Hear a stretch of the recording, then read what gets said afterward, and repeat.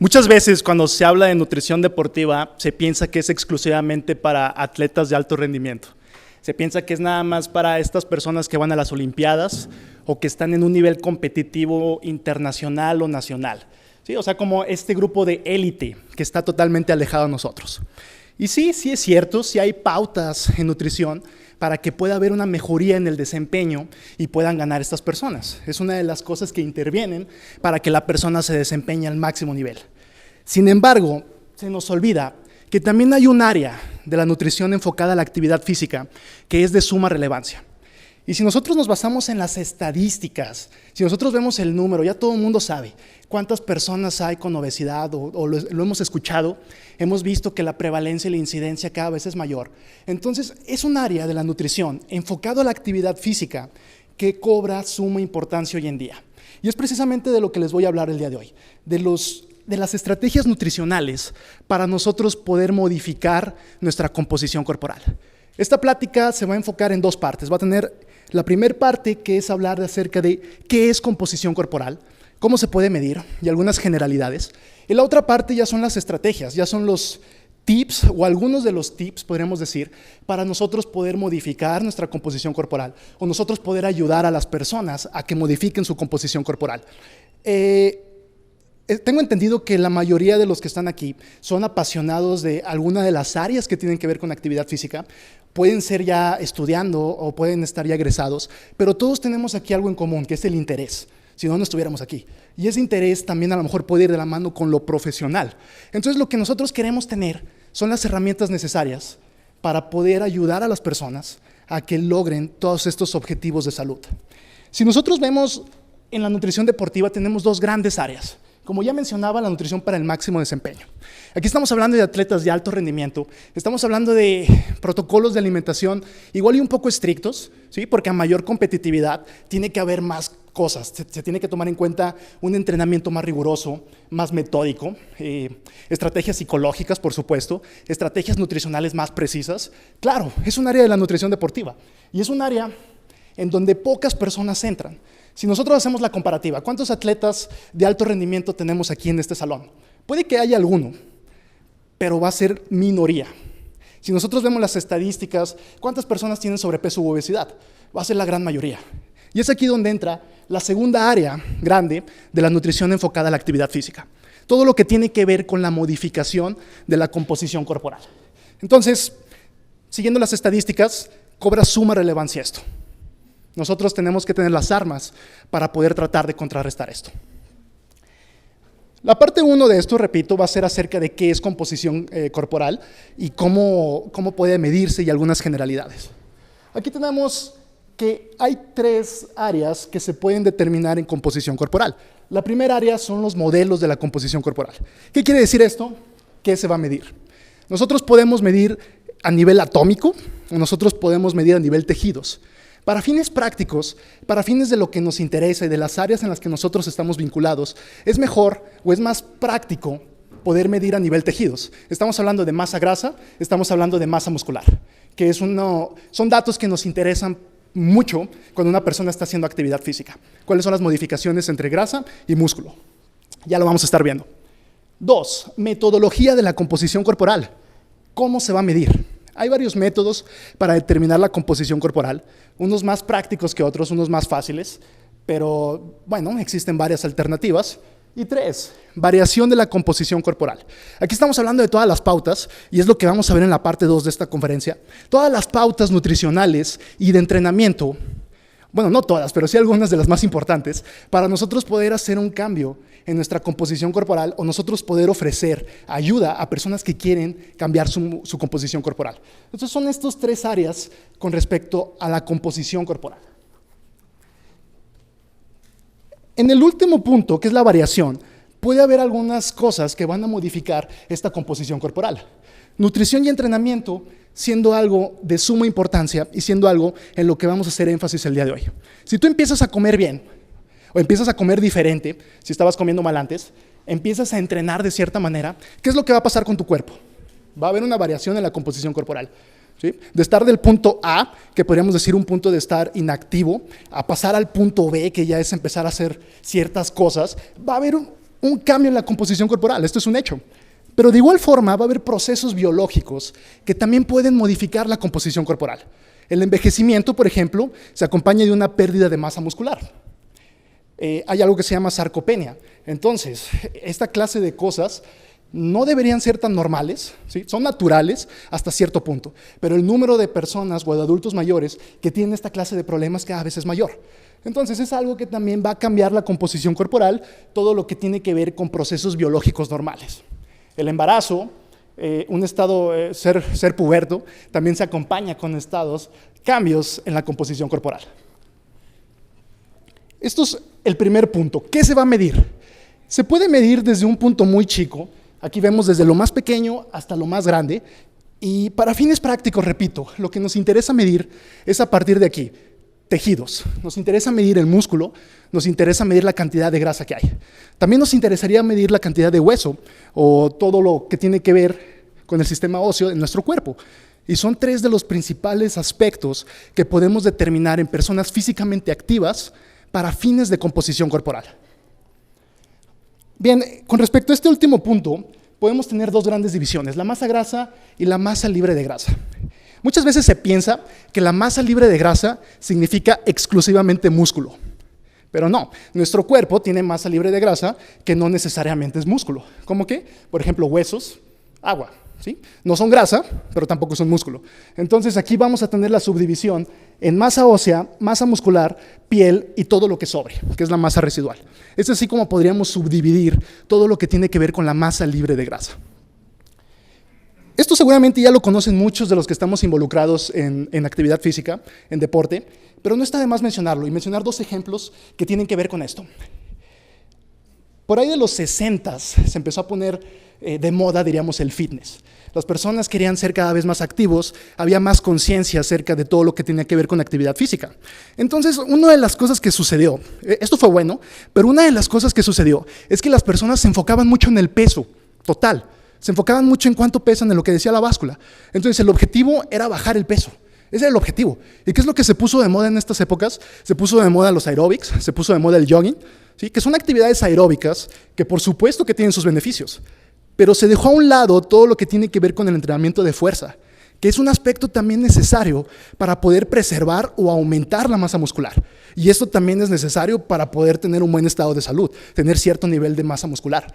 Entonces, se puso de moda todo esto, se le dio un énfasis a todas las actividades aeróbicas de este tipo, repito, jogging, aeróbics, pero se olvidó mucho tiempo este otro estilo de actividad física, que es todo lo que tiene que ver con el entrenamiento resistido, ¿no? No solamente pesas, estamos hablando, por ejemplo, de muchas cosas que hoy en día ya también están surgiendo. TRX, ligas, cosas que hagan una resistencia y que hagan que nuestros músculos trabajen de cierta forma, tratando de vencer esa resistencia. Por ejemplo, la calistenia también es un ejemplo de esto. Entonces, se hacía un énfasis desmedido en bajar el peso, y es algo que muchas personas también tienen hoy en día. Se enfocan mucho en el peso. Quieren bajar el peso, pero no se dan cuenta o no toman en cuenta qué es lo que compone a ese peso. Vamos a mencionar dos ejemplos. El primero de ellos, dietas cetogénicas. Seguramente algunos han escuchado hablar de las dietas cetogénicas. Son estas dietas donde la cantidad de carbohidratos es disminuida, muy disminuida. Entonces, ¿qué es lo que va a suceder? Bueno, lo que va a suceder es que sí va a haber una pérdida inicial de peso. ¿Por qué? Va a disminuir las reservas de glucógeno, entonces ya aquí tenemos una pequeña reducción, y por otro lado, el glucógeno conlleva un mayor almacenamiento de líquidos. Entonces disminuye el glucógeno, disminuyen los líquidos. Entonces en un inicio, por supuesto que puede haber una notoria o una significativa pérdida de peso, pero no necesariamente significa que sea de grasa.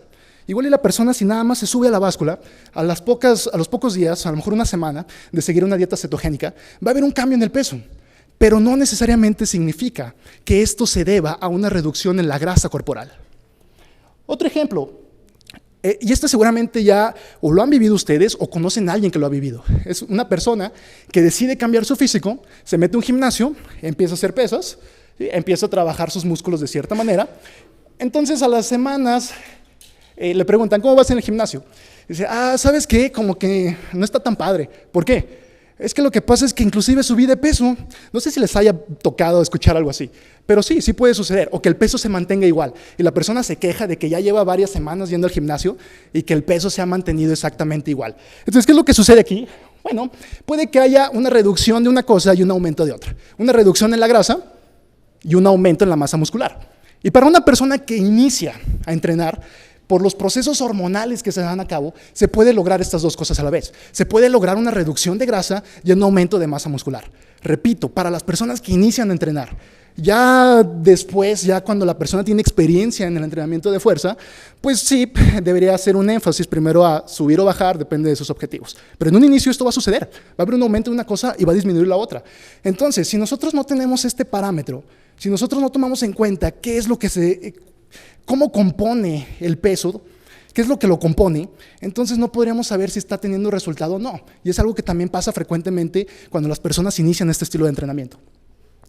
Entonces, es necesario, para las personas físicamente activas, es necesario, es recomendable hacer un análisis de la composición corporal. Hoy en día la tecnología nos permite hacerlo por precios bajos. Hoy en día cada vez es más fácil hacerlo. Y, repito, para las personas físicamente activas es algo que es muy recomendable hacer, porque el peso total nos puede decir algo, pero la composición de ese peso nos va a decir más, para personas físicamente activas. Punto número 2, como veíamos en nuestro modelo. ¿Cómo se va a medir? Hay varios métodos. Hay un solo método directo. Por método directo se entiende que es el método que nos va a dar el dato más preciso. Y este método es la disección de cadáveres. Entonces, bueno, es poco práctico para la mayoría de nosotros que estamos vivos. Una vez que la persona se muere, ya se puede determinar cuánto pesa cada una de sus cosas, cada una de sus partes. Pero bueno, repito, esto es algo poco práctico. Tenemos los indirectos, que es el DEXA, es la absorciometría radiográfica de energía dual. Es básicamente un escáner donde va a escanear al cuerpo y de ahí va a salir una imagen en donde se ve cómo está compuesto. Esto, en cuestión de tecnología, esto es lo más avanzado para determinar composición corporal, pero de igual forma es bastante caro. Estos equipos valen mucho y las pruebas de estos equipos pues también pueden ser muy caras. Pueden estar arriba de los 3,000 pesos más o menos. Entonces imagínense, si te necesitas hacer una prueba cada 15 días o cada mes, cada 3 semanas, 4 semanas, pues va a salir bastante caro, ¿no? No es tan práctico. Hay otros métodos doblemente indirectos y son los más utilizados. El primero de ellos es la antropometría. Son mediciones del cuerpo para poder pasarlas a fórmulas y poder hacer un cálculo de la composición corporal de la persona. Entonces aquí tenemos doblemente indirecto, ¿no? Primero es la medición y después se vierten en las fórmulas. Y uno de los contras es que distintas fórmulas nos pueden dar distintos datos. Aún y cuando ingresemos las mismas constantes, distintas fórmulas nos van a dar distintos porcentajes. Esa es una de las contras. Pero las ventajas es que es práctico, es que es fácil, es que es accesible y pues bueno, es algo de lo más utilizado. Y una persona que tenga una buena técnica, pues va a ser una persona que te puede dar un dato más o menos certero de cuál es tu composición corporal. Y otro es la bioimpedancia eléctrica. Son estas básculas, seguramente algunos o muchos de ustedes ya se han subido a estas. Son básculas en las que pasa una pequeña corriente eléctrica que conforme a la cantidad de agua que viene de la mano con el músculo que tienes, pues te calcula cómo estás compuesto en agua, en músculo, en grasa. Entonces, es de lo más accesible también, te da un dato preciso. Aquí la única cosa a tomar en cuenta es que el nivel de hidratación de la persona puede modificar los resultados aquí. ¿Sí? Si toma mucha agua la persona, puede sobreestimar la masa muscular que tenga. O si la persona va deshidratada, puede subestimar la masa muscular que tenga. Entonces, nada más una de las consideraciones, si se van a hacer chequeos en bioimpedancia, pues se recomienda que sea siempre en el mismo estado. Por ejemplo, en ayuno, haber hecho la misma rutina, la misma cantidad de agua, todo lo mismo, para que nos pueda dar un dato más certero. Entonces, estas son las dos más utilizadas, antropometría y bioimpedancia eléctrica. Aquí tenemos algunos de los equipos antropométricos para hacer las mediciones, plicómetro, cinta, antropómetro, estadímetro, báscula. ¿Qué es lo que podemos obtener con los datos antropométricos? Podemos obtener la cantidad de masa muscular, podemos calcular la cantidad de masa grasa y podemos determinar el somatotipo, que es algo que también suena mucho acerca del somatotipo. Últimamente está como, desde hace unos años a la fecha, se está como poniendo de moda esto del somatotipo. Entonces hay algunas cosas que hay que mencionar acerca del somatotipo, porque hay muchos mitos, o hay muchas creencias no tan reales con respecto a esto, y ahorita vamos a pasar a eso. Son 10 variables las que van a conformar el somatotipo. ¿Qué quiere decir somatotipo? Quiere decir la forma del cuerpo.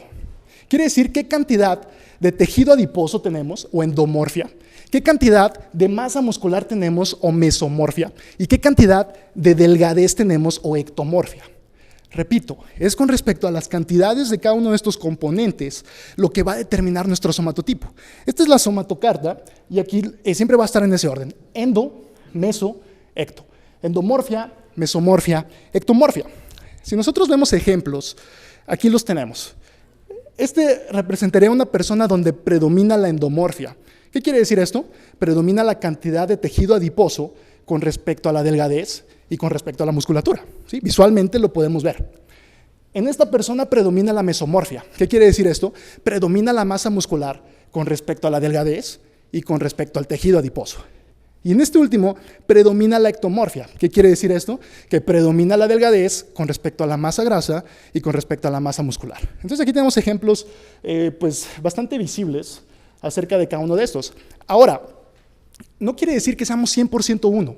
La mayoría de nosotros tenemos alguna proporcionalidad de uno y otro, ¿sí? Por ejemplo, puede haber personas que predominen la masa grasa y como secundario tenga masa muscular. Si nosotros tratamos de ver algún ejemplo en los deportes, podríamos pensar en los luchadores, ¿no? de lucha libre. Pero estamos hablando de la lucha libre de México, no de la lucha libre de Estados Unidos, porque ahí predomina la masa muscular y ya, ¿no? O sea, no hay tanta cantidad de masa grasa generalmente. Entonces, repito, un luchador de aquí de México puede tener un predominio de masa grasa y como secundario masa muscular. Entonces, no quiere decir que seamos 100% uno u otro. Y es precisamente la utilidad de esto, poder saber qué cantidad de cada cosa tenemos. Y de esta manera, pues nos podemos dar una idea tanto de qué deporte podría ser bueno para nosotros o en qué deporte podríamos destacar, o también podríamos hacer una evaluación de los cambios que ha habido en nuestro cuerpo. Este es otro de los mitos. Se piensa que el somatotipo no cambia. El somatotipo es una clasificación y sí tiene que ver con la genética de la persona. Por ejemplo, una persona, cuando deja de hacer ejercicio, pueden pasar dos cosas. Uno, puede que suba de peso, o dos, puede que baje de peso. Entonces, esto tiene que ver con la tendencia hacia qué tipo de somatotipo podemos tener. Hay personas que por cuestiones hormonales, de gasto energético, lo que sea, pues puede ser más fácil que almacenen grasa, y es un hecho. Es un hecho innegable de la vida, de la naturaleza. Y también hay personas que por los mismos factores, pero invertidos, puede hacer que se le dificulte subir de peso. Entonces hay una tendencia para el somatotipo que nosotros podemos tener. Y repito, una manera práctica de ver cuál sería esta tendencia de cada uno de nosotros es dejar de hacer ejercicio, si es que lo hacemos, y ver hacia dónde nos vamos. Si subimos de peso o si bajamos de peso. Muy bien, hay 10 variables para que nosotros podamos calcular esto. Y son entre pliegues, circunferencias y diámetros de huesos. Estas variables se pueden vertir en fórmulas o se pueden vertir en una planilla que nos va a determinar qué cantidad de cada cosa vamos a tener. Y esto tiene su utilidad.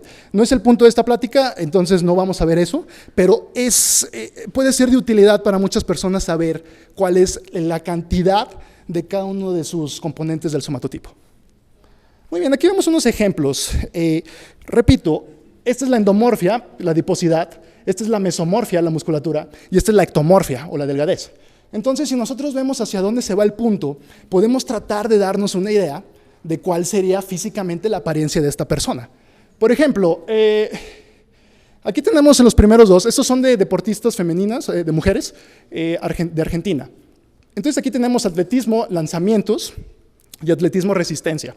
Son dos deportes, bueno, más bien es el mismo deporte, atletismo diríamos, pero son dos subpruebas o dos pruebas totalmente distintas. En los lanzamientos, ¿qué tipo de físicos vamos a ver? Pues físicos más fuertes, ¿verdad? Gente más grande, gente que tenga más músculo y que pueda lanzar cosas más efectivamente. Pero es lo contrario a lo que vamos a ver en las pruebas de resistencia. ¿Qué vamos a ver en el atletismo de resistencia? Pues físicos más delgados, ¿no? Por ejemplo, en un maratón vamos a ver a personas sumamente delgadas. Entonces aquí vamos a ver en la somatocarta cómo se clasificarían. 1 son los levantamientos y aquí está el 1. Entonces, predominan tanto la mesomorfia como la endomorfia, ¿sí? Son personas, repito, si visualmente las vemos, son personas grandes, son personas que tienen mucho músculo y también son personas que usualmente pueden tener gran cantidad de grasa. Pero no es el somatotipo que desearíamos en una persona que hace deporte de resistencia, que es el punto número 2. Entonces aquí lo checamos, el 2 va a irse más hacia la derecha, o sea, va a estar menos musculoso, va a estar menos adiposo y va a estar más ectomorfo, ¿sí? Va a estar más delgado. Entonces esa es la utilidad, aquí vemos algunos ejemplos. De igual forma aquí vemos unos ejemplos en hombres, sexo masculino, igual en Argentina. Y aquí básicamente lo que vemos es que Por supuesto que si nosotros lo vemos de una manera visual, vamos a ver que distintos deportes van a tener distinta composición corporal. Entonces, bueno, esto es algo que es interesante conocerlo, pero no es el punto. Aquí el punto es que el entrenamiento y la alimentación pueden modificar la composición corporal, pueden modificar el somatotipo. No es imposible. Hay muchas personas que se quejan, ¿no? o que culpan a la genética. Y sí, igual y la genética lo puede hacer más difícil. Puede hacer más difícil que una persona baje de peso, pero no lo va a hacer imposible. Entonces, eso es a lo que vamos a ir. La segunda parte de esta plática es acerca de la variación de la composición corporal. ¿Cómo nosotros podemos modificar esto? Ya sabemos qué es, ya sabemos sus principales componentes, ya sabemos cómo se puede medir. Ahora vamos a ver cómo podríamos modificarlo. Les platicaba que hay procesos biológicos totalmente normales, el crecimiento siendo uno de ellos. A cierta edad, las mujeres o las niñas empiezan a crecer más rápidamente que los hombres y empiezan a almacenar un poquito más de grasa. Y es algo totalmente normal. Entonces aquí la composición corporal se va a modificar. De igual forma el hombre va a empezar a crecer y va a empezar a tener más cantidad de masa muscular. Y es algo totalmente deseable, es algo totalmente natural y es algo totalmente que sucede, ¿no? Como parte del crecimiento. De igual forma en el embarazo puede haber modificaciones en la composición corporal y en el envejecimiento, como les comentaba, ¿no? Siendo cada vez más frecuente la sarcopenia y algo a lo que se le ha denominado obesidad sarcopénica. ¿Qué quiere decir esto?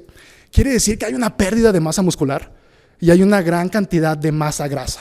Entonces, el pronóstico de salud de este tipo de personas pues es bastante desfavorable y se debe a estar arrastrando durante mucho tiempo inactividad física, malos hábitos de alimentación, principalmente.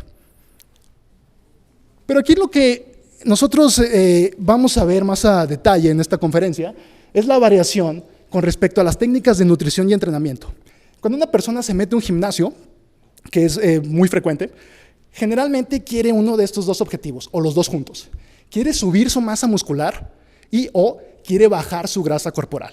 Es lo más frecuente que va a suceder, ¿no? Difícilmente una persona entra a un gimnasio con otro objetivo. Si los hay, puede que los haya, pero diríamos que el 99% de la población que se mete a un gym va a ser con uno o ambos de estos objetivos. Repito, aumentar nuestro músculo o disminuir nuestra masa grasa. Entonces, aquí tenemos los dos compuestos. Ya todos sabemos que necesitamos hacer estrategias en cuestión de nutrición y en cuestión de actividad física. Y hay quienes, en alguna ocasión me preguntaron, ¿qué porcentaje tú opinas que se debe dedicar a cada cosa? ¿No? ¿Cómo divide los porcentajes? Porque hay quienes dicen 80% nutrición, 20% entrenamiento, hay quienes dicen 80 entrenamiento, 20 nutrición, etcétera, ¿no? Cada quien tiene sus proporcionalidades. Yo considero que es 100% nutrición, 100% entrenamiento. Eso es lo que yo considero. No, una cosa no puede ser más importante que otra. Por supuesto que puede haber personas que por alguna razón, no sé, lesiones, alguna otra situación, no puedan tener el aspecto de actividad física. Se comprende. De igual forma, puede que por ciertas razones, por X o por Y, una persona no pueda seguir ciertos hábitos saludables de alimentación. Puede ser por recursos económicos, disponibilidad, cualquier cosa. Pero la mayoría de las personas y los que estamos aquí podemos tener un énfasis en los dos, ¿sí? Y es lo que se pretende, 100% nutrición, 100% actividad física. No puedes dejar uno u otro si quieres tener el óptimo estado de salud. Y todo conlleva un balance energético. ¿Qué quiere decir esto? Ya lo vamos a ver en la siguiente diapositiva más a detalle, pero esto significa ingresar calorías, significa ingresar alimentos y esto significa gastar energía. ¿Sí? Una cosa entra, la otra cosa sale. Entonces, si nosotros nada más comemos, pero comemos poco, puede que bajemos de peso. O de lo contrario, si nosotros comemos más o menos bien, pero nos movemos muchísimo, también puede que bajemos de peso. Entonces, aquí tiene que ver todo con el balance energético, que es básicamente esto. Si nosotros queremos cambiar nuestro peso corporal, si nosotros queremos cambiar nuestra composición corporal, tenemos que saber acerca del balance energético, que viene de la mano con la primera ley de la termodinámica, que dice que la energía no se crea ni se destruye, solamente se transforma. Si nosotros tenemos un ingreso excesivo de energía, ¿qué es lo que va a pasar? La vamos a almacenar. De alguna u otra forma se tiene que almacenar.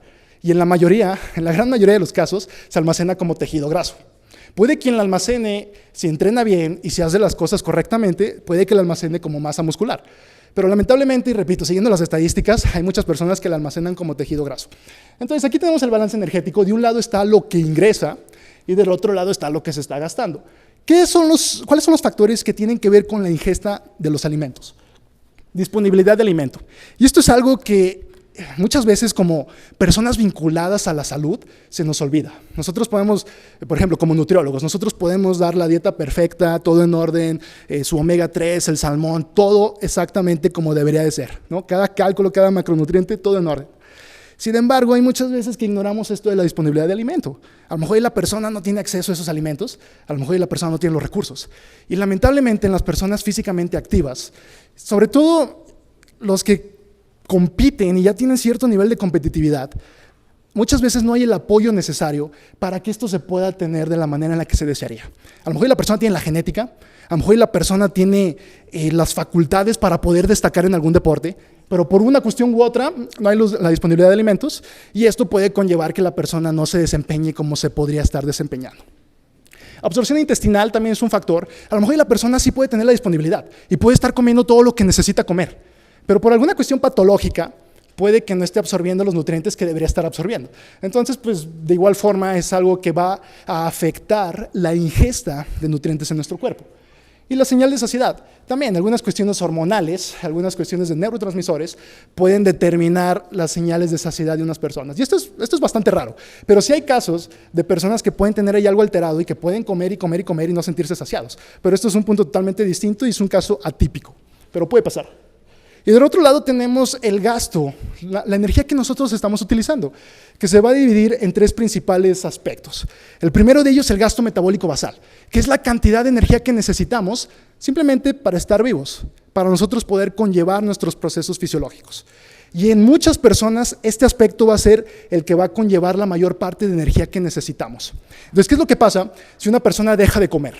Si una persona deja de comer, tiene que tener una energía que pueda lograr que sigan sus procesos normales, ¿no? Que siga respirando, que siga su corazón latiendo. ¿Y de dónde va a sacar esa energía? Pues de sus reservas.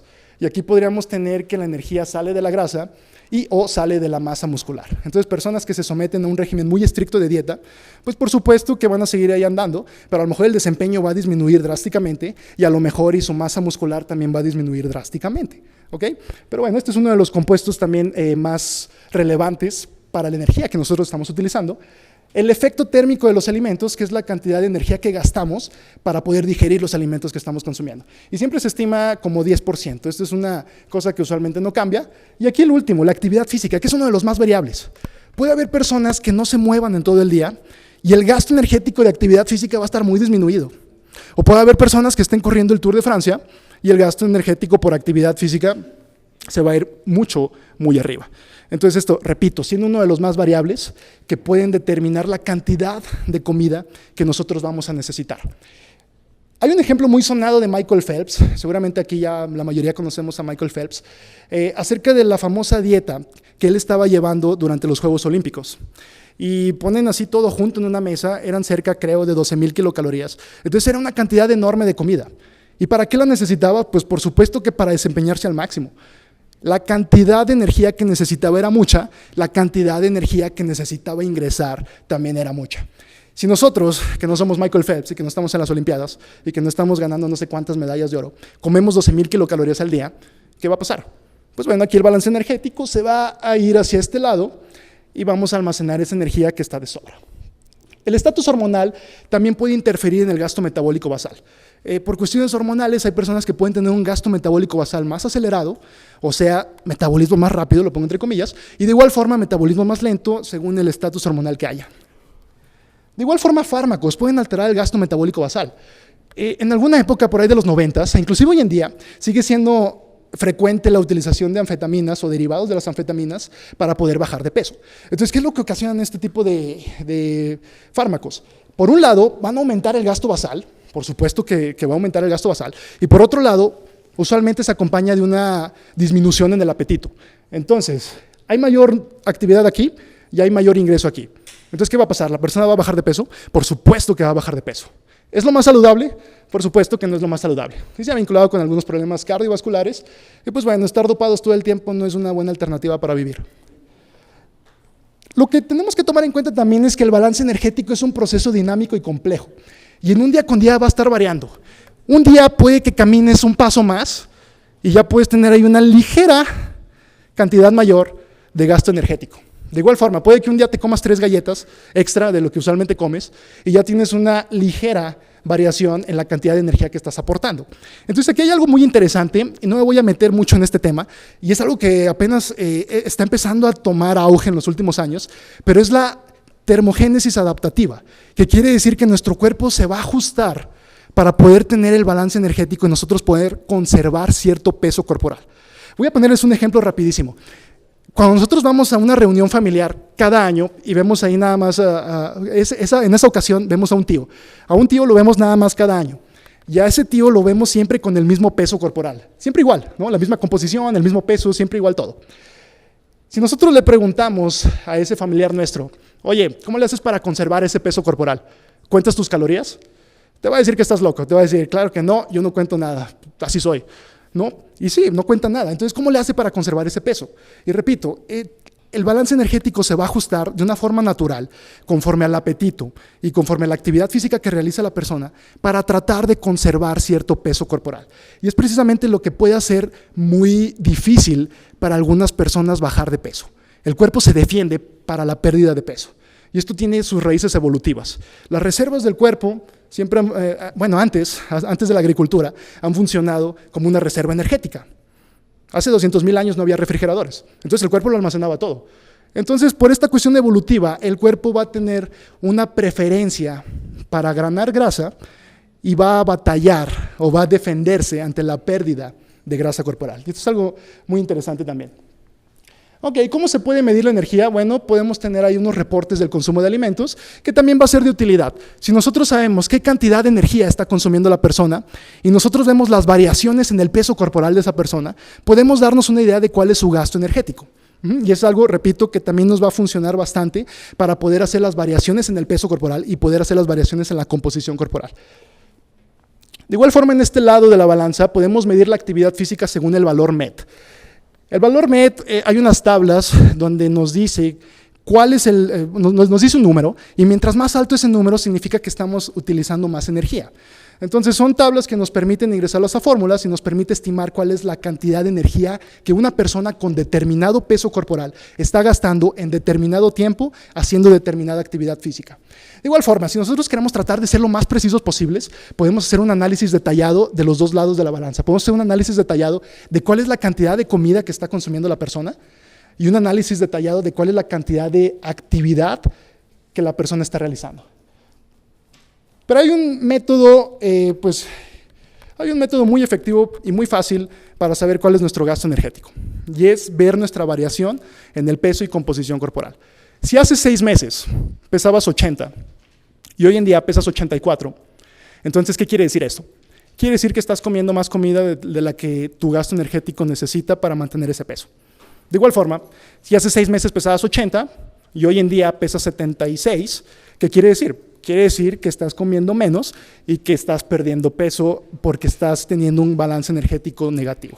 ¿De acuerdo? Entonces ese es un método infalible, ¿no? Es un método que no puede fallar.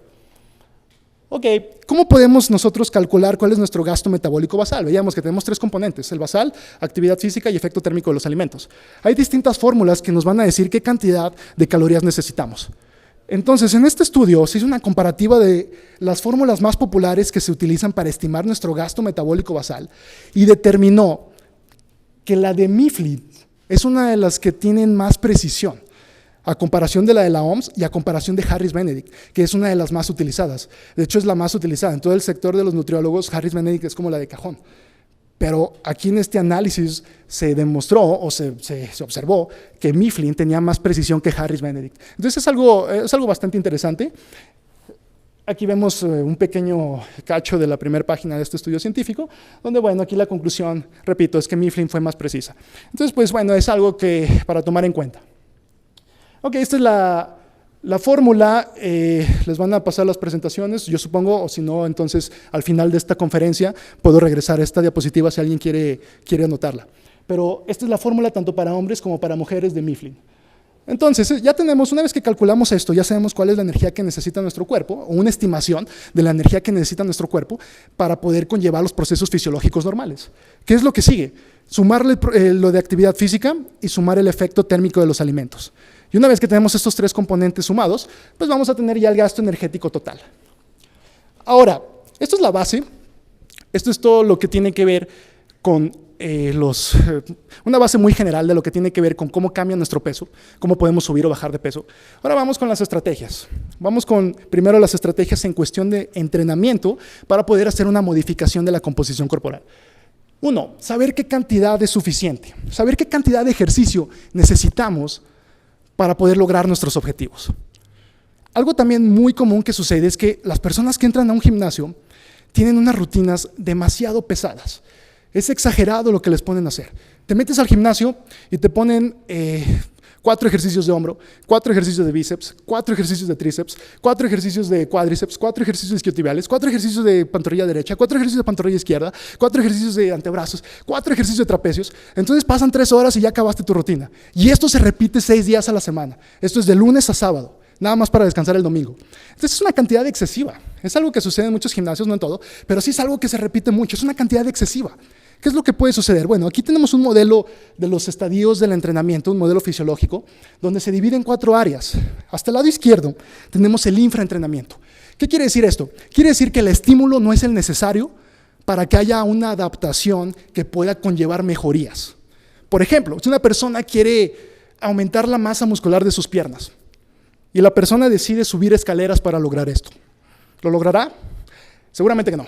O a lo mejor hasta cierto punto y muy, muy pequeño, si antes no hacía nada y empieza a hacer esto, puede que sí, en un inicio sea un estímulo necesario para aumentar mínimo la cantidad de músculo que tienen sus piernas. ¿Pero va a tener piernas de físico-constructivista? En lo absoluto. ¿Qué quiere decir esto entonces? Quiere decir que el estímulo está siendo muy poco, está siendo muy reducido, lo cual no conlleva las adaptaciones para la mejoría y la obtención de sus objetivos. Del otro lado, si nos vamos hasta el otro extremo, tenemos el sobreentrenamiento. Y esto es totalmente lo contrario. Quiere decir, si el estímulo es demasiado, puede que no dé pauta a la recuperación. Y esto tiene que ver con el ejemplo que les comentaba. A lo mejor la persona entrena mucho y en un inicio puede que sí, pues más o menos se trate de mantener al tanto. Pero va a haber un punto en que la persona se va a sobresaturar, no va a lograr sus objetivos, puede haber un sobreentrenamiento que se acompaña de distintas cosas que no son favorables. De manera bien práctica, ¿cómo saber si nos estamos sobreentrenando?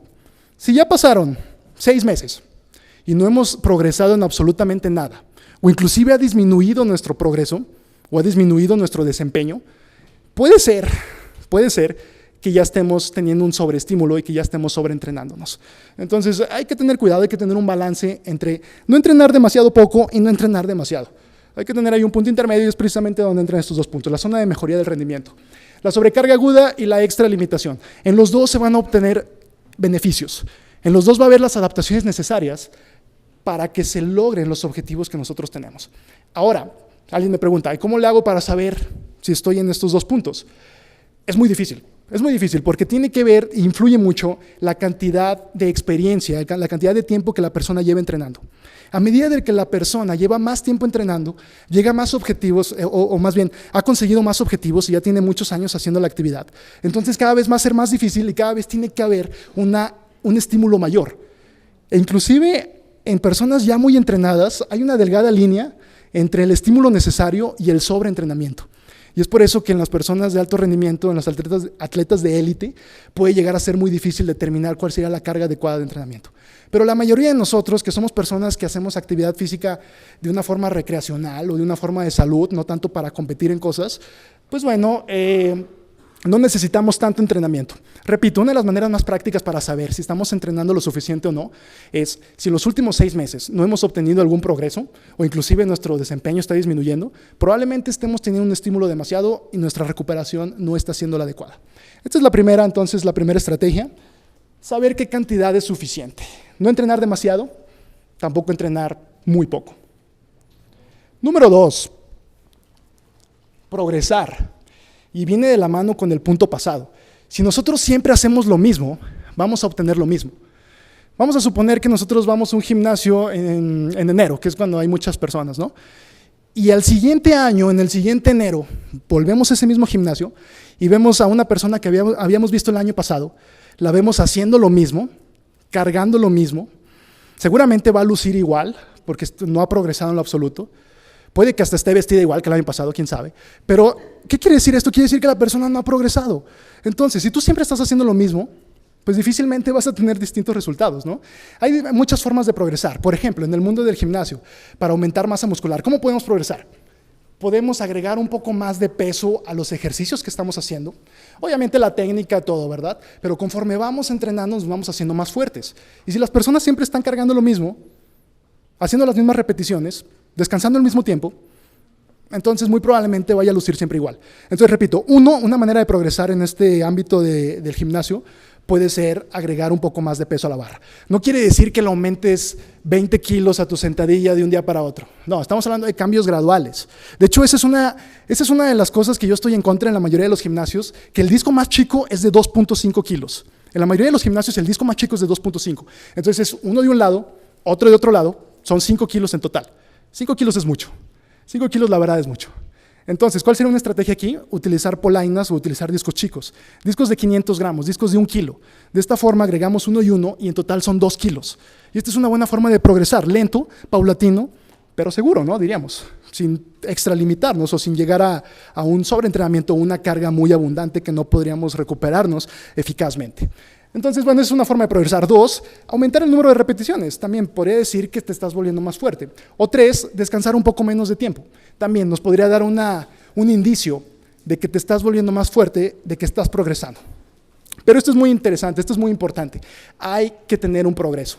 Si siempre haces lo mismo, vas a obtener tristemente los mismos resultados.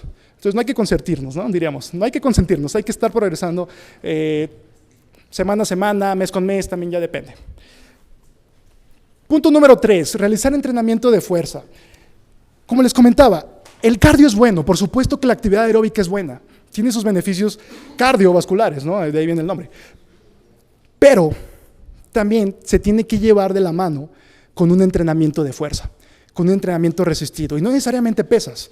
Puede haber ejercicios con el peso corporal, puede haber cosas como el TRX, ¿no? Ligas de suspensión o ligas de resistencia, pero todo lo que conlleve un esfuerzo de los músculos para este tipo de actividad física.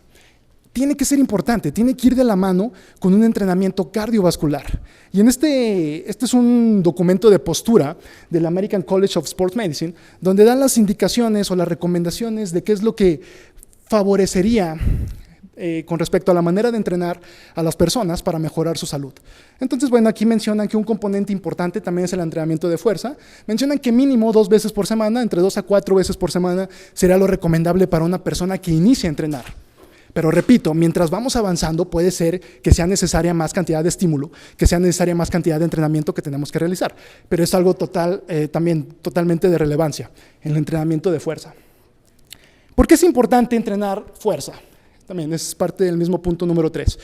1, va a haber un mayor gasto metabólico basal. Como ya veíamos, hay una manera que es aumentar el gasto metabólico basal, que es tomar anfetaminas, pero dudo que la mayoría de nosotros queramos hacer eso. Hay otra manera que también puede aumentar ligeramente el gasto basal y puede ser de ayuda a largo plazo. ¿Cuál es esta manera? Aumentar nuestra masa muscular.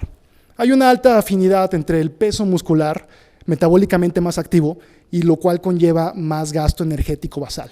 Entonces, repito, si nosotros tenemos un entrenamiento de fuerza, vamos a aumentar nuestro gasto metabólico basal debido al aumento de masa muscular que estemos teniendo. Y esto es una ventaja enorme, ¿no? También va a haber un fortalecimiento de huesos, ligamentos y tendones. Una persona que se enfoca demasiado en el ejercicio aeróbico o cardiovascular, pues bueno, por supuesto que va a tener sus adaptaciones. Pero puede, si no lo conlleva efectivamente con un entrenamiento de fuerza, puede que sea muy propenso a lesionarse, porque el entrenamiento de fuerza va a hacer que se fortalezca todo el cuerpo de una manera sistémica y que pueda tener ahí menor riesgo de lesiones. Entonces, bueno, prevención de lesiones, mayor fuerza, un mejor pronóstico ante cualquier situación. También hay una correlación entre mayor masa muscular y un mejor pronóstico para distintos estados patológicos. Una persona más fuerte usualmente es una persona más difícil de matar. Y por último, mejora la estética corporal, ¿no? Que es algo que también pues, es bastante válido. Hay personas que lo hacen por salud, respetable, por supuesto, y hay personas que lo hacen por estética, igual de respetable. Y también es un aspecto de relevancia. Muchas veces las personas bajan de peso y pierden mucha cantidad de masa muscular. ¿Y qué es lo que pasa también? Los familiares, los conocidos le van a decir, oye, bajaste mucho de peso, ¿te enfermaste? ¿Por qué? Porque no se ve bien, o la mayoría de estas personas no se ven bien. ¿Y por qué no se ven del todo bien? Porque también conllevó una pérdida de masa magra o de masa muscular. Entonces, pues esto va a alterar la estética corporal y puede que, pues bueno, no tenga una muy buena apariencia física. Estrategia número 4 del entrenamiento. Seguir los principios básicos, los principios que ya están establecidos de todo buen entrenamiento. Y aquí, por cierto, voy a hacer un paréntesis. Y es la diferencia entre actividad física, ejercicio y entrenamiento. Pueden ser tres conceptos que se podrían confundir. Actividad física es moverse nada más, ¿no? En este momento yo haciendo esto ya es una actividad física. Ejercicio ya lleva cierta metodología, pero no tanta como el entrenamiento. Entrenamiento ya conlleva un ciclo de entrenamiento, ya conlleva estrategias, ya conlleva objetivos, etc. Entonces sí quiero hacer esta diferencia. Cierro el paréntesis. Principio de individualidad. Quiere decir que cada uno de nosotros pues, somos diferentes y puede que alguien necesite más estímulo que otro. También viene de la mano con la genética. Dos personas se meten en un gimnasio, les ponen la misma rutina, puede que alguien tenga más beneficios que la otra persona. ¿Por qué? Bueno, aquí puede que la persona por cuestiones hormonales pueda tener una mejor adaptación a una gran cantidad de entrenamiento a comparación de la otra, que está un poco más amolado en este aspecto. Entonces, individualidad. Cada uno de nosotros somos distintos y tenemos que tener una metodología distinta en el entrenamiento. Principio número 2, especificidad. Ser específicos con lo que estamos haciendo. Si nosotros queremos aumentar nuestra masa muscular y jugamos fútbol, ¿lo vamos a lograr? Difícilmente, ¿no? Difícilmente. Hay que ser específicos, hay que entrenar para lo que tú quieres lograr. Si tu objetivo es aumentar tu masa muscular, entonces tienes que seguir un entrenamiento enfocado a aumentar tu masa muscular. Nadando puede que sí tengas algunas adaptaciones, jugando fútbol puede que sí mejores un poquito tu masa muscular, pero no a un nivel en el que siendo específicos con el entrenamiento lo vas a lograr. Entonces, no cualquier ejercicio va a funcionar para cualquier objetivo. No cualquier entrenamiento va a funcionar para cualquier objetivo. Este es el punto número 2, principio de especificidad. Hay que ser específicos. Número 3, principio de sobrecarga progresiva. Viene de la mano con los estadios del entrenamiento. Hay que superarnos poco a poco. Hay que hacer cada vez más eficientes, hay que cargar cada vez más, hay que hacer cada vez más repeticiones, lo que sea. Siempre hay maneras de progresar. Y esto es a lo que se refiere el punto número 3, sobrecarga progresiva. Ir progresando. Punto número 4, periodización. Tampoco no significa que vayamos a estar todo el tiempo progresando. Va a haber un punto en el que poder, por ejemplo, agregar 1 kilo cada semana a la barra, va a haber un punto en el que ya no podamos hacerlo. Y es aquí donde entra la periodización. Tiempos de descanso, macrociclos de descanso, ya depende del sistema de cada quien. Pero hay que periodizar el entrenamiento. Si se tiene un objetivo claro, hay que tener las estrategias de entrenamiento claras de igual forma. Y estos son 4 principios básicos del entrenamiento. Número 5, tener metas. Y esto también está estudiado científicamente. Se ha visto que en las personas que tienen metas cuantificables o que ya saben exactamente lo que quieren lograr con punto y coma, hay más probabilidad de que se apeguen al plan de entrenamiento y o al plan de nutrición. Entonces, si nosotros tenemos ya las metas, pues va a ser más fácil que la persona, por ejemplo, si nosotros estamos viendo a alguien y tenemos metas claras y concisas, va a ser más probable que la persona conlleve su plan de entrenamiento y de nutrición. Ahora, hay un método SMART que por sus siglas en inglés significa específico. La meta tiene que ser específica, medible, tiene que ser cuantificable. Por ejemplo, si la persona quiere bajar de peso, que no nada más diga, quiero bajar de peso, y ya. A lo mejor y la siguiente consulta, o en la siguiente vez que se sube a la báscula, pesa 100 gramos menos. Sí logró el objetivo, ¿sí? Porque no se determinó cuánto peso quería bajar. Sí lo logró, pero esto es bueno, pues muy seguramente que no, 100 gramos pues puede que no sea nada, sobre todo si se disminuyó en 6 meses, 100 gramos puede que no sea nada. Entonces, tiene que ser medible. Punto número 3, tiene que ser obtenible. No vamos a decir, en septiembre quiero pesar 100 kilos de masa muscular. Esto es totalmente fuera de lugar, esto es totalmente absurdo. Entonces, tiene que ser ahí factible, tiene que ser obtenible. Enfocado a resultados, que la persona tenga un objetivo en mente enfocado a un resultado, a lo que la persona quiere lograr. ¿Sí? Si es aumentar masa muscular, bueno, yo quiero pesar 82 kilos y su resultado es tener un cuerpo más estético o tener más cantidad de músculo de 82 kilos. Y tener una fecha también, poner una fecha límite. Nosotros determinar que en septiembre podemos bajar, 4 kilos de grasa corporal y esta fecha también nos va a ayudar junto con todos los demás factores para que sea una meta clara y que pueda disminuir la incidencia en el desapego a los planes tanto de entrenamiento y de nutrición. Entonces, bueno, punto número 5, tener metas. Estrategias de nutrición. Punto número 1, que sea una alimentación adecuada. Y ponga adecuada con mayúsculas porque adecuada es una palabra bien subjetiva. ¿Qué significa adecuado? ¿5,000 calorías son adecuadas o no? Puede que sí. Puede que para una persona que tenga mucha cantidad de actividad física, 5,000 calorías sean las necesarias, sean las adecuadas. Para una persona que trabaja en la oficina, que está sentado todo el día, 5,000 calorías serían adecuados. Difícilmente. Entonces, adecuado es una palabra que puede tener ahí distintas definiciones. De igual forma, las tendencias del somatotipo es algo que tenemos que tomar en cuenta. Si es una persona muy propensa a la endomorfia, si es una persona propensa a aumentar fácilmente su tejido adiposo o su cantidad de grasa que tiene en el cuerpo, ¿qué tipo de alimentación sería adecuada? Pues bueno, la alimentación adecuada sería una alimentación más restringida en calorías. Estamos hablando de cerca de nuestro gasto energético total, o inclusive bajas calorías, dietas hipocalóricas. Eso sería lo adecuado para estas personas. O si es una persona que tiene una tendencia a la ectomorfia o a la delgadez, entonces aquí, pues bueno, podríamos adecuadamente sería que tendría una cantidad un poquito más bondadosa de calorías que puede consumir la persona. Entonces, bueno, tiene que ver las tendencias del somatotipo. La edad, por supuesto que la edad va a influir en la cantidad de energía que necesitamos y en qué tan adecuado puede ser un tipo de alimentación o no. Entonces, si es una persona en una etapa rápida de crecimiento, en la edad de la pubertad, pues va a necesitar más energía que una persona que ya está desarrollada y que trabaja todo el día sentado.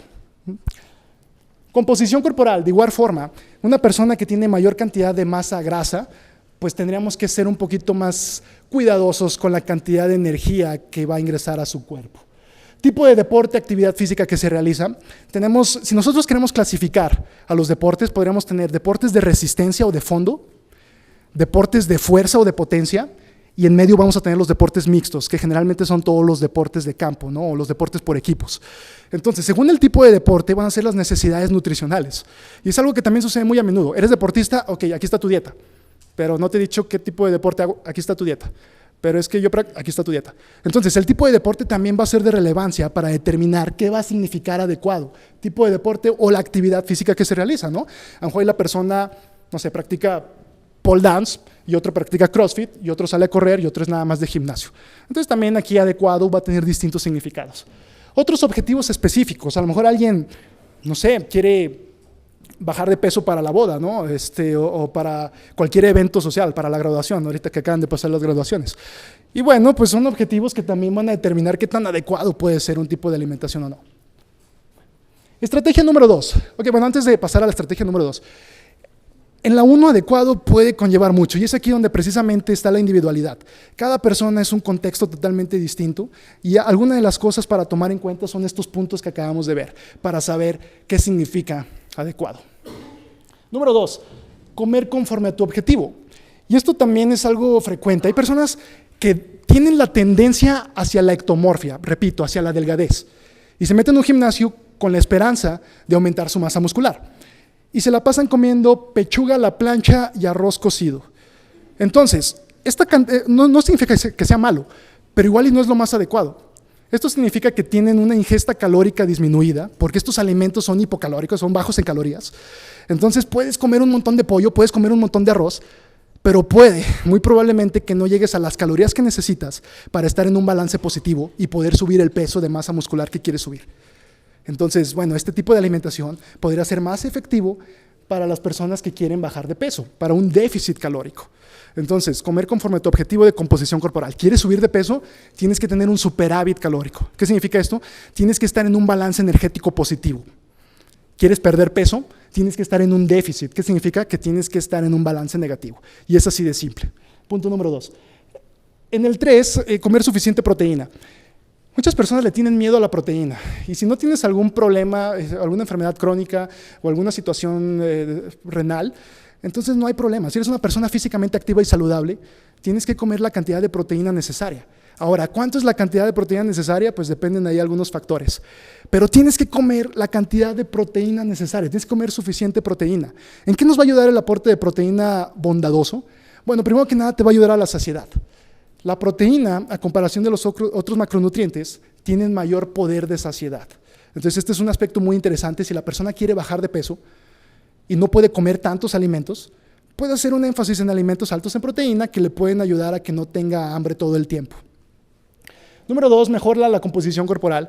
De igual forma, está comprobado, hay una correlación entre ingestas altas en proteína junto con la actividad física y una mejor composición corporal. ¿Qué quiere decir esto? Más cantidad de masa muscular, menos cantidad de masa grasa. Y punto número 3, también se ven mejorías de la glucosa sanguínea. Ahora, no hay que sacar esto fuera de contexto, también todo conlleva una alimentación saludable en todos los aspectos. Pero de igual forma hay estudios científicos que vinculan un aporte suficiente de proteína y una cantidad baja de la glucosa sanguínea. Entonces, bueno, comer suficiente proteína en personas físicamente activas nunca está de más. Número 4, no temerle a las grasas, que también es un punto interesante.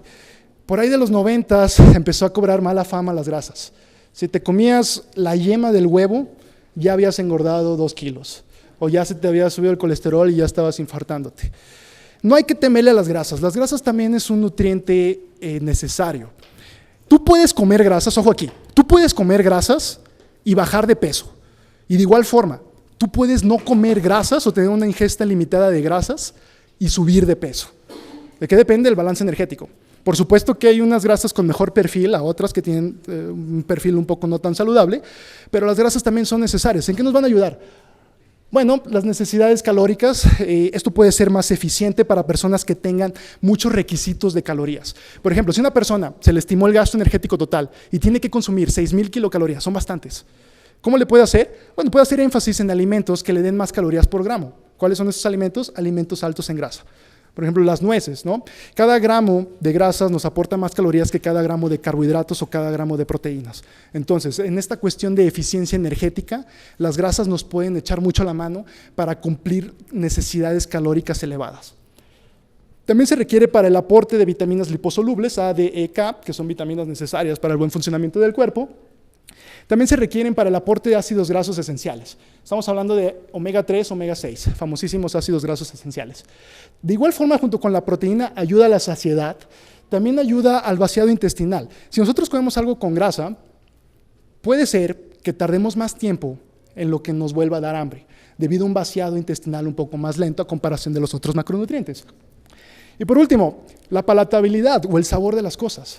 No me dejarán mentir, y he hecho esta estadística, he hecho esta pregunta a muchas personas, pero la gran mayoría concuerda conmigo. El huevo sabe mejor junto con la yema. Las puras claras de huevo para la mayoría de las personas no saben tan bien como cuando tiene la yema. Y muchos estarán de acuerdo conmigo. A lo mejor y si hay alguien a quien le guste la clara nada más, pero para la mayoría de nosotros el huevo sabe mejor con la yema. No me dejarán mentir aquí. De igual forma, la carne que tiene más grasa es la más rica. ¿Sí? La carne magra que hasta como que le batallas para comerla, usualmente no es tan buena como la que tiene el gordito, ¿no? Y con sal en un taquito sabe mucho mejor. Pero hay un aspecto importante de que las grasas ayudan a la mejoría del sabor de los platillos. Repito, tampoco hay que abusar, ya hay cierto perfil de grasas, ¿verdad? Pero aquí la cosa es no temerle a las grasas y algo aquí muy importante. Grasa dietética no significa grasa corporal. Que tú comas 100 gramos de grasas o de lípidos no significa que vas a aumentar 100 gramos en tu grasa corporal. Y sí quiero tener esto bien en cuenta porque debido a esta mala fama que cobraron las grasas dietéticas, muchas personas deciden eliminarlas totalmente. Y sí, puede que la persona a lo mejor esté consumiendo de más, pero no significa que tenga que eliminarlas totalmente. Las grasas aquí, como ya vimos, también tienen sus beneficios y también tienen que ser parte de una alimentación adecuada. Número 5, definir y establecer prioridades nutricionales. Y esto también es bien importante. Hay personas que le dan más importancia a los antioxidantes que tiene el chocolate y por eso comen muchísimo chocolate que a las calorías totales de una dieta más saludable. Por ejemplo, no, es que no quiero que me dé cáncer, entonces voy a comer 1 kilo de chocolate al día. Ok, aquí hay un problema de prioridades, ¿no? Aquí la prioridad tendría que ser el peso corporal, porque sería de mejor beneficio tener un control de tu peso corporal, tener menos cantidad de grasa, que preocuparte por los antioxidantes que pudiera tener el chocolate que pudieran reducir la aparición de algún tipo de cáncer, ¿no? Pero bueno, entonces, lo principal para fines de composición corporal y de peso total son las calorías, balance energético. Si tú comes muchas calorías, puede que sean alimentos muy saludables, puede que tú estés comiendo orgánico, ¿no? Todo orgánico, el huevo orgánico, leche orgánica, agregarle chía a todo, no sé. Pero si tienes un exceso calórico, vas a subir de peso. Y bueno, aquí es cuestión de definir las prioridades. Si estás en un peso alto, en un sobrepeso de obesidad, hay mayor riesgo de enfermedades cardiovasculares. Entonces aquí nada más definir esto. Entonces en la base de la pirámide tenemos las calorías totales. ¿Quieres subir de peso? Exceso calórico. ¿Quieres bajar de peso? Déficit calórico. La segunda parte de la pirámide son los macronutrientes. Aquí es la proporción entre proteína, grasas y carbohidratos. Y bueno, aquí depende de la actividad física que haga la persona, sobre todo en los carbohidratos, que usualmente es lo más variable. Mucha actividad física van a requerir más carbohidratos, menos actividad física van a requerir menos carbohidratos. Pero bueno, ese es el segundo componente, los macronutrientes. Y un aporte de proteína aquí también va a ser necesario para tener una buena composición corporal. Punto número 3, la micronutrición. ¿Qué quiere decir esto? Micronutrientes. Estamos hablando de vitaminas, estamos hablando de minerales, estamos hablando de antioxidantes, por ejemplo. Son nutrientes que sí son importantes, pero siguiendo este esquema de la pirámide de las prioridades, pues están en el tercer peldaño para fines de composición corporal y de peso total. Tiempos de comida o de frecuencia. Se nos ha dicho muchas veces que tenemos que comer 5 comidas al día. Hay quienes dicen 6. En muchos gimnasios los entrenadores nos dicen 8 comidas al día, ¿no? Y para muchos de nosotros esto es imposible. Bueno, eso dejando el aspecto de practicidad a un lado, puede haber quien sí se coma sus 6 comidas al día, pero en cada comida a lo mejor ya está consumiendo 1000 calorías. No, es que me dijeron que con 6 comidas al día voy a aumentar mi gasto metabólico basal, va a aumentar mi metabolismo y voy a bajar de peso. Pero la persona come 1000 calorías en cada tiempo de comida y no hace mucha actividad física. ¿Qué va a pasar? Va a subir de peso, ¿no? Entonces puedes comer 8, 12, 14 veces al día, las que quieras, pero eso, si nosotros no tenemos en cuenta los otros componentes en la pirámide que les manejo aquí de prioridades, entonces eso no tiene mucha importancia. Y por último, los suplementos. El último punto de esta conferencia es acerca de suplementos y es algo muy básico porque es un tema muy grande, es un tema con muchas dudas, es un tema con muchos mitos, pero los suplementos serían la punta de esta pirámide, sería lo menos importante. Y hay personas, cuando quieren cambiar su composición corporal, que tienen esta pirámide totalmente invertida. Primero se enfocan en los suplementos. Si no tienen el suplemento, no sé, cualquier cosa, si no tienen su óxido, el famosísimo óxido, o su preentrenamiento, si no lo tienen, entonces no sirve de nada el entrenamiento, mejor ni hubiera nacido la persona, casi casi. Entonces, hay personas que tienen esto totalmente invertido, suplementos siendo la base y de ahí para arriba. Y bueno, es lo menos importante en esta pirámide. Estrategia número 6 de la nutrición.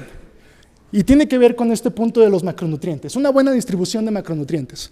Esto puede ser muy variable, pero a grandes rasgos estos pueden ser los rangos para la ingesta de macronutrientes. Primero que nada, la proteína.